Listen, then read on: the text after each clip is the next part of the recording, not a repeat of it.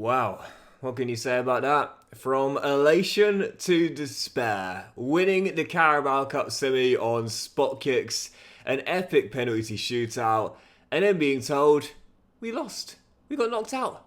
Brentford take our place in the Carabao Cup final to take on Chelsea in an all-West London final, even though we won the penalty shootout. What on earth is this game about, man? Seriously. And also, what's going on, guys? Welcome back. It's episode number 42 of the Summer Career Mode. Hope you're doing very well. And today we're going to try and pick ourselves up on the back of that ridiculous glitch, which means that Oxford United's first ever place in a domestic cup final has been robbed from us, stolen by Keith Andrews' Brentford, and today we'll have to try and bounce back in the Premier League with massive games to come as we try and stay in a European place. We start with this FA Cup fourth round away against one of our rivals, Southampton. Heading into this game now, well, really, it's our only winnable competition when we should be going to Wembley instead. Saints away at St Mary's for our first game today.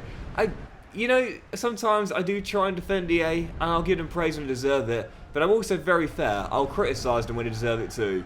That is totally inexcusable. I was looking back through the footage last night, and I was thinking, do you know what I'm hoping? I'm hoping in one of the previous rounds, whether it was against Liverpool or West Ham or Bournemouth or whoever it was before we got to the semis, maybe there was a round where I only started 3 youth academy graduates and not the 4 that we need for the cup games in season 5. Nope, did it right all the way through. So I couldn't use that as a little storyline, Say there was a round like against Liverpool, for example, we only played 3 and not 4. I could say, that's why we got kicked out. No, it was fine, obviously. I do like to try and immerse myself in the game, make those little storylines if required. I'm not going to do it this time. Not going to do it. It's just stupid. I'm so angry about it because I said we might only get the one shot at a cup final in the whole save. That was it. I did it. I made the shot. It went straight through the net. It didn't touch the rim or the backboard, and yet it somehow gets chalked off. I'm fuming. Honestly, man. Oh, dear. You can't defend that. I don't use the words totally inexcusable lightly. I like to try and see the good in everything. I do like to give people and things the benefit of the doubt the majority of the time. But for that moment there, how on earth did I not score there? For that moment there, inexcusable. For EA to have that is just, there's no defending it. And I do appreciate that a couple of people let me know the reason why it happened is because we had our penalties go all the way round to a second set. So we had 11 penalty takers each. The winner hadn't been decided yet, so we went round to the penalty takers from the first attempts as well. Now, it's so annoying, man. Rose should have had that. It's very rare for that to happen as Tyler belts in the opening goal 5 after the restart. So I understand from EA that, granted, it's very unlikely for penalty shootouts to not be separated after 22 have been taken. However, it does happen. We saw it in real life last week with Grimsby Town and Manchester United. That went round. And Grimsby didn't get automatically knocked out. They were still able to celebrate like we thought we were going to be able to do. So it's just really, again, totally inexcusable from EA and completely undefendable as far as I'm concerned. For $1 billion company to have a glitch like that in their game, I mean, that's just... Can you imagine if that was a Champions League final? I mean, it's a Carabao Cup semi. It's still really important, but imagine if that was the Champions League final or something. I don't know. I'm so annoyed about it, but I've just got to move past it, Can't do anything about it now, so I've got to move past it. Yeah, I did get a couple of people letting me know that's why it was, and I was just like... Bro, I'm so sorry. Like, genuinely, because honestly, like with the footage I record and with the saves I try and do, I do try and get you immersed in the save the best I can. It's not easy sometimes. It's made even harder when things like that happen. Oh, and I can't stand this stupid thing EA have done. But ultimately, yeah, there's just nothing I can do about it, man. So I just got to move past it. And yeah, Spencer, good block, son. There's a saying that I really like. I heard it on my favourite podcast, High Performance Podcast, and it's not everything that happens to you will be your fault, but it is your responsibility to deal with that. And that's exactly how I'm seeing this. It's not my fault that the game was glitched out there and taken us out of a cup final for the first time in club history. But it is now my responsibility to do something about that. And that is make sure we hit the other objective, which was qualify for a European competition. And we still could make a cup final if we get through this. If we get through this round, it is Warner making it 2. And what a way to respond after the dejection in the capital. Kicked out of the Carabao Cup. We go to St Mary's away against one of our big rivals in the save. And we pick ourselves up, we respond, and we make it through to the 5th round. We've still got a few more to get to if we are to make Wembley in this competition. But our progress survives for now. So fingers crossed. We will have a kind draw in the 5th round. I feel like EA, you know, they owe me, really. I mean, they owe me an EFL side at home, I would say, in the last 16. Last 16. So let's see. All the ties should be played by now as we get through to Thursday night, and we'll be taking on.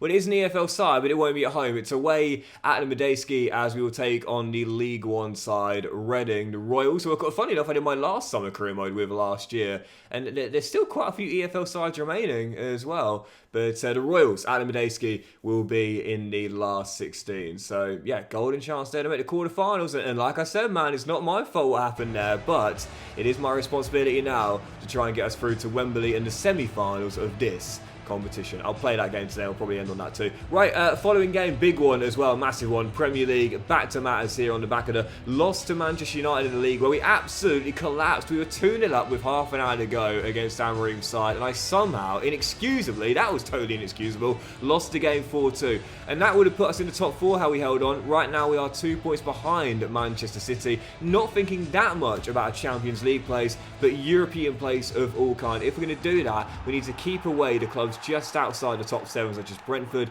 and Fulham, Everton and Nottingham Forest as well. A big 3 points here against the Magpies will give us a good chance of that, as Eddie Howe's side right now continues to struggle, only just outside the bottom 3. Following contest in the North East, come on, use. No idea why Newcastle is struggling so much this season as well, man. Right down the bottom of the table. They're quite interesting in career mode, Newcastle. Like, sometimes they're going for a title, and other times, well, like we're seeing right now, they're just outside the bottom 3. They're very hard to predict in career mode. And in this save, yeah, up and down. Up and down. And for us, well, we're just hoping to keep moving up. And, well, as I said, the Champions League is definitely on. It's definitely on. Oh, but it just needs to be European football of some kind, man. If we get Conference League and not Champions League, there'll be a tinge of regret based on the starts of the season we had, but you won't catch me complaining, man. A Conference League spot and an appearance at Wembley in an FA Cup semi-final and the nonsense of that Carabao Cup ejection, if you will be forgotten about quickly. I mean, to Teddy. And again, started with centre-half in that game against Southampton. He's so good. As Higgins, oh man, I'm giving him as much rest time as he needs, but he's still not recovering fully, man.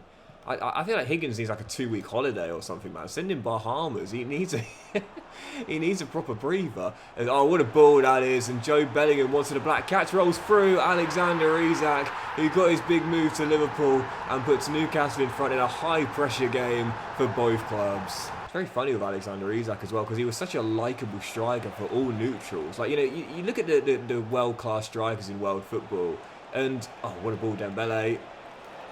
Higgins, can he find Forster in the middle? He can. Great first touch. Oh, very lucky goal. When I always say luck will balance itself out, it definitely has there. Might not make up for the Carabao Cup chuck, if you will, but very fortunate goal. You know, with Isak, I was just going to say, like, I think it's very interesting with the guy. What kind of reception is he going to get from home fans when he's travelling with Liverpool, as that shot goes just wide the post there by Bellingham? Because he's always been perceived as a very likeable guy, a very likeable striker, and even if, you know, it's annoying when he scores 2 or 3 past your team, ultimately fans tend to respect him as a player and his game as well. But now, I'm very interested to see, based on how he handled his move, what kind of reception is he going to get from host fans? Oh, what a ball as Higgins smacks one in top corner. Very interesting indeed. He's kind of made himself a bit of an enemy, forcing his move the way he did.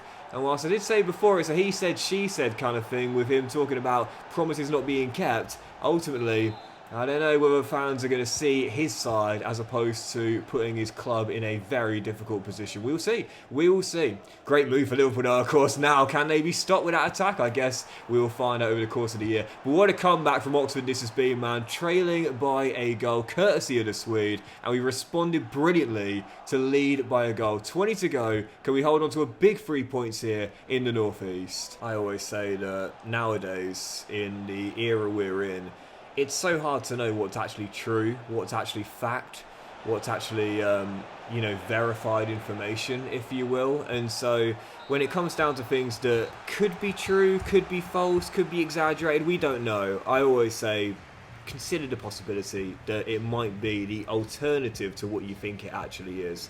You know, I'm very, very open-minded now in that regard. I'm nowhere near as strong-held in my opinions because you just never know. You just never know. So for Isak's sake, I'm not going to always vocally criticise the guy. The same way I'm not going to completely defend Newcastle United either. I don't know what was actually true in their relationship breakdown. I guess none of us really know, apart from Isak and the representatives with the Magpies. Anyway, what I do know is that is a massive 3 points there in the North East, man. And what a response, seriously. Collapsing at Old Trafford, kicked out of the Carabao Cup, and then back-to-back wins in the FA Cup and away in the Premier League as well. And now let's move on to the following game as well, aiming to keep this mini run going. It is a huge one too. Aston Villa at Villa Park right now, 2 points clear of us in 4th place, but a win will see us leapfrog MRI's side and go into the Champions League spots, and we'll have destiny in our own hands with 12 games to go. The elephant in the room is that we're only 5 points behind the league leaders Liverpool as well. But don't think about that, Doxy boy. Just try and keep your hunt alive for a Champions League place. Next up, one of the biggest games remaining this season, Villa away. Come on, News. Between now and FC 26, my goal is 2 things with Oxford United. Win us a major honour. Yeah. I've got to stop going on about it. We should have had a golden chance in the Carabao Cup Final and get us to the Champions League. Technically, we've got a chance of doing both of those things still this season, but if I end up just doing the one, I'll still call it a really, really nice conclusion to the save. But I really want just one season of Champions League football. Victor Osimhen rifles one into the side in there. Just one year of being in the Champions League, man. Like, seriously, don't need to go far. Don't even need to make it out of the league phase. I just want to have the likes of Real Madrid and PSG and Inter Milan at the triangle, man. That's what I'm hoping for. Anyway, still 0-0 here, and Aston Villa hoping to make sure they'll have that chance for next season by beating us and going 5 clear in the process. Great start for MRI's side. Opening goal is coming. Opening goal prevented by Jamie. Yeah, reintegrating Jamie back into the first 11 on the back of the clanger against Manchester United. I can't blame him for the fact we lost that game. Like, no, it's not fair. Like, yeah, he should have stopped that 3rd goal, but it's not fair. It was definitely me being poor defensively. It was Duomo. Oh, almost scored a scorcher from range. Only for Emi Martinez to prevent him. Speaking of reintegration, well, what's going to happen there at Aston Villa with Martinez as Teddy Lowe floats in a corner, headed up in the air. And Tamori didn't do very well with that. It'll drop to Masengo, and Martinez again flies through the air to keep it at 0-0. Second half underway, still tied at 0-0. Very tense, very cagey, as you'd expect this kind of game to be. As Dior says, Gaff, what are you worried about, son? It's me, I know what I'm doing. Finds Bastiari, and now Dolan out wide takes over. With Teddy into Duomo. Now back to Masengo. Still down to 0-0. Yeah, I'm not playing my normal game, as you can probably tell here.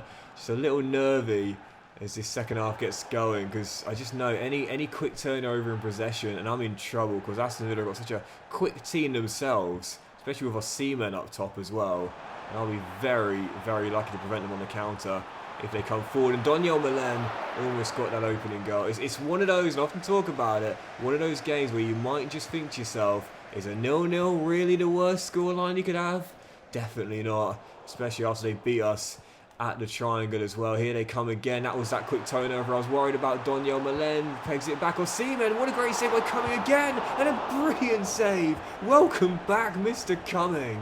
Let's take off my 3 most important players as well, closing the game out due to fitness problems. Oh, it's Milinkovic Savic. Rifles one in, blocked the first shot, came straight back to him, finds the far corner, nothing Cumming can do about that. Villa have won it late. When Villa beat us in a reverse fixture at the Triangle, I said we're not ready for the Champions League yet, and I stand by it on the back of this defeat as well. We're a developing team. We've got some brilliant growth this year out of the youth players. Higgins are low, now both into the 80s, but competing amongst Europe's elite, I don't think we're ready for that yet. Europa League, Conference League, sure, but not prime time. Aston Villa showing why they're good enough and we are not. Back-to-back defeats against MRI's side. Still having a chance, but knowing now, 5th to 7th is probably realistically our best finish this year. Right, following again, let's try and bounce back, shall we? Next up, back of the Triangle, and should be a bit of a banker as well. Midweek game, Wednesday night, Leicester at home. Heading into this game, well, these are the ones where if we are to be a 5th, 6th or 7th place finish coming the end of the season, we can't afford drop points in. These have to be guaranteed wins. Let's get a big 3 points here and back on track. Come on, Hughes. That's going to be a terrible pass, that. It's going to drop all the way to Forson. Higgins through the gap finds Dolan. Great hold up. Oh, what an incredible save that is. My goodness. Tipped onto the bar, still 0-0. These are games you got to win, man. No, we just lost to Arsenal, Aston Villa and Manchester United in succession. But all three of those teams are right around us on the table right now. I don't think we should worry about those games, man. Just win these games. Win the bankers and we'll finish top 7. Maybe not top 4, but definitely top 7. Amankwa Forson finishes the move. Oxford in front early. What an extraordinary save prior to that moment, by the way. That was unbelievable. I thought the ball was already past him as I was about to celebrate the opening goal, but he somehow just about reacted on time. Oh, reacted on time to turn it onto the bar. And for Leicester, well, they're only just above the bottom 3 right now, so big game for them as well. But we desperately need the 3 points. Our form has been very inconsistent since the turn of the calendar year. We could do with a nice winning run and a chance to get back on track here against the Foxes. This in midweek, and on the weekend, that game against Reading, with a chance at the quarterfinals of the Cup as well. Can't spurn that today. Forcing at the double. Brilliant finish. He's a really solid player. I like him a lot. I can play him slightly deeper, but he's wasted at DM and CM in my opinion. But I don't know whether he's better on the wing or just directly through the middle. Because with that left foot and the pace, he's great cutting in. But when you make him more direct, he's always involved in the goals, man. With tremendous dribbling and ball control as well. He is a serious player, man. In terms of career mode, I don't know what his potential is going to be next year. But definitely one to watch again. Easy. Come on, I want the clean sheet. I want the clean sheet. I know the points from the bad, but I want the clean sheet too. Yeah, Schwerman, the German, still here. The other German midfielder I picked up, McCare, is going to Sheffield Wednesday for next season, but he's still here, Schwerman. I like just put him in at times in games where it's basically over. He's like my kind of Boban, you know, for my NBA watchers, you know who I'm referencing there. But anyway, that's going to do it. Easy 2-0 win for the users. I felt it would be back to winning ways. 3 wins in 4 in all competitions, if you don't count the Brentford ejection. And the U's starting to get their groove back. And on the back of that big loss to Aston Villa, exactly what we need to keep ourselves in the hunt for a European base. Right, following game, weekend League One Reading away at the Medeski Stadium. And a chance to reach the quarterfinals of the FA Cup for the 3rd successive year. I'll still have a strong lineup for it though, taking very little chance here. We want to make sure we don't bottle it as we try and keep our chance at a Wembley place alive. Next up, Reading in the FA Cup. Come on, Oxford United, can't bottle it here.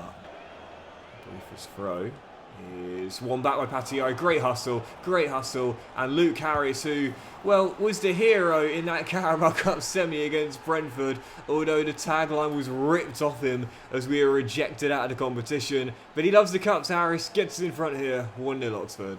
And that's why, as I often say, advanced analytics is so much better for the game than looking at the simple statistics, because you can't measure a player's performance based on just goals, assists, and maybe clean sheets alone as well. Patiari there gets no credit whatsoever in the stat sheet for that hustle play, but without him winning the ball back, we don't get the goal there. So it's why you have to look at everything as Higgins belts in the second, and right before the break, Oxford are 2-0 up. Already feeling as though the quarterfinals are calling our name. Quite lucky to get the goal as well, because we'd already played the allocated minutes in stoppage time. But that's why I always say it, man. Like against Man City, a couple episodes ago, I was fuming when in stoppage time we had the chance to break away down the right for a 3-on-2. that could have seen us find a winning goal, and the referee blew for full time. But for moments like that, referee should have blown for half time when we were going through, but he didn't, and we capitalised and scored. It's luck, you know. It will balance itself out over the course of time. Sometimes you'll get the calls, sometimes you don't. In this case, we did, and took advantage of it as well. 20 to play, still leading by 2, but job is done, and a third goal will wrap it up for sure. Warner pegs it back. Good night, Reading. Oxford United are into the quarterfinals. Well done, they're League One, but well done to the boys. We responded brilliantly on the back of the loss to Aston Villa. Last 8, here we come. Careful. The clean sheet now as well. Oh, we're not going to get it. Rebound turning off the woodwork, but not going to matter. Consolation goal for Reading. Not overly fussed as well because it's a cup game, so obviously no goal difference to worry about in the cup games, but it still does frustrate me a little bit, man. When you've been in full control of a game and you drop a clean sheet right at the end, it is still like a bit of a damper on an otherwise flawless performance. The perfectionist in me is never going to be happy about that. And there were some EFL sides still remaining as well, and I think an all EFL tie as well heading into the last 16, so we may well get drawn against another EFL club. Yeah, there it is, Preston versus Cardiff, but the likelihood is we'll probably face one of the big boys instead. So before our final game today away at the Rico against bottom place Coventry, we'll see who we've got in the quarterfinals. Third year in a row, going to the last day, and it's going to be Wolves away at Molineux. Right now, a second tier club. So again, a golden chance to reach Wembley and get to the semi-finals of the FA Cup for the first time in the save. Bring on Vitor Pereira's side. Right, following game, I will end on this. It is indeed going to be Coventry City away at the Rico Arena right now. Bottom of the table, 6 points off safety with 11 to play. They're not done yet, but if they are to survive, they will need at least, I would say, 4 wins in their final 11. Let's make sure they don't get one here as we travel to Coventry, knowing that a win could possibly put us back in the top 4, but at least further cement our chance at a European place of some kind. Our final game today, Frank Lampard's Coventry away. Come on, the use. And yes, I know it's not called the Rico Arena anymore. It's the Coventry Building Society Arena. But it's still the Rico to me. You know, some stadiums, like, you change the name of it for the sponsorship or whatever, but it's still going to be that stadium. It's like, you know, we see with Swansea, it's not the Liberty anymore, but it's still the Liberty. Do you know what I mean? It's like when you change the name of a stadium, it's like, I don't know, man. It's hard to call it something other than what it was for a long time. If it only held the name for, you know, a year or two, it's a bit different. But when it was such a long time, like a decade or so, I think, of being called the Rico, it's going to be hard to lose that name that initially was, especially when it started off as that name as well. As Forson, oh, what a goal that would have been. One thing I do love, though, is how this stadium is now in FC. Brilliant. I love the fact that EA have added a few championship stadiums in, because they didn't do that at all unless the team was in the Premier League and then, for example, got relegated. So, for example, like Watford, for example, Vicarage Road. You know, the stadiums will stay in the game once the team has got relegated. They won't remove the stadiums, but they didn't add championship stadiums in for championship clubs. Now they have. This year you had the Rico, the CBS Arena Stadium, the Ashton Gate with Bristol City, and Ewood Park with Blackburn Rovers. Class, because the amount of people that will start career modes in the Championship, man, it's great that they'll add some stadiums in from the second tier as well. As Higgins fastest in front, and the U's lead early at Coventry. Actually, no, sorry, I was wrong. There is a stadium that was added into the game for an EFL side before they reached the Premier League, and that was Portsmouth. Fratton Park got added to the game many years ago now, and it was actually a really nice tribute from EA too, because basically I think it was one of their developers or a key member of their staff sadly passed away, and so it was a nice touching tribute. They added the game in. They added the stadium into the game because they were a big Portsmouth fan, and I believe they added a bouquet of flowers next to the side of one of the goals. I think, I might be wrong. I'll have to look that up. But yeah, very nice touching tribute that from EA, and that's why Fratton Park was added into the game. Anyway, here at Coventry, leading by a single goal to nil, half time. Can we survive? These can sometimes be the banana skins that slip you up. As things stand, holding on. I don't think they'd ever add the denim unless we were to get promoted to the Premier League. As Cumming makes another smart save there and keeps it at 1-0 for now. Chance remains alive, and he can't deny that one as Rudoni rifles one in with half an hour to play. I guess we will see, and we'll also see if we can respond here Tied at 1-1, Coventry with a leveller. And this is a big, big blow to our chances of European football if we don't get back in front here. This game's incredibly hard to win, as we know. As Duomo wins it back, he'll find Higgins. It's a great bit of touch and control and hold up and ball. And a great save, keeps it at 1-1. Higgins does all the hard work, just couldn't finish it.